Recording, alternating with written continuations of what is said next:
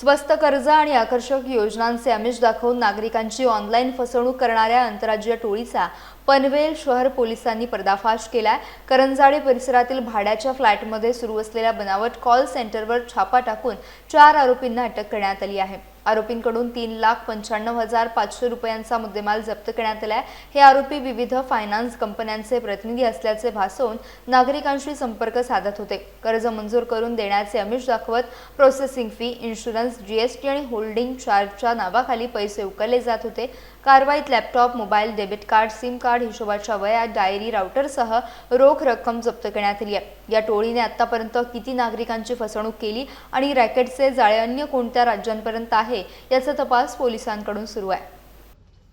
पनवेल शहर police station हद्दीमध्ये Karanjade येथे एका फ्लॅटमध्ये कॉल सेंटर चालू असल्याची माहिती मिळाली होती आपल्याला आणि त्या कॉल सेंटरमधून सर्व नागरिकांना फोन केले जात होते आणि लोन बाबत विचारणा केली जात होती आणि त्यांना जर लोन पाहिजे असेल तर प्रोसेसिंग फी, इन्शुरन्स व इतर फीच्या माध्यमातून त्यांच्याकडून QR कोड द्वारे पैसे मागितले जात होते आणि त्याच्यामध्ये थोडक्यात फसवणूक केली जात होती अशी माहिती आपल्या सिनियर PI पनवेल शहर यांना मिळाली असता आपण त्या ठिकाणी पनवेल शहरची सायबर टीम, त्याच्यानंतर कळंबोलीची सायबर टीम आणि आपलं नवी मुंबईचं सायबर पोलीस स्टेशन आहे, अशा 3 टीम मिळून आपण करंजाडे येथे सेक्टर R4 निलगिरी अपार्टमेंट येथे छापा टाकला असता आपल्याला त्या ठिकाणी 4 इसम मिळून आले।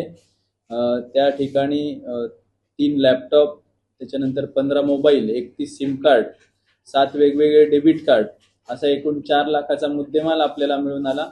आणि त्या ठिकाणी हे जे काही कॉल सेंटर होतं हे फेक कॉल सेंटर होतं। यांच्याकडे कुठलाही इन्शुरन्स कंपनी, लोनची कुठलीही कंपनी नाही, हे फक्त लोकांना फसवून पैसे काढण्यासाठी हे कॉल सेंटर चालवलं जात होतं। याच्यामध्ये आपण गुन्हा दाखल करून हे 4 आरोपी विजय भंडारी, तुषार पिंगळे, दर्शन उमाशंकर आणि रोहित गौडा यांना आपण अटक केलेली आहे आणि याच्यामध्ये जवळपास आमच्या सध्याच्या तपासानुसार 50 लाखाच्या पुढे ही फसवणूक नागरिकांची झालेली आहे।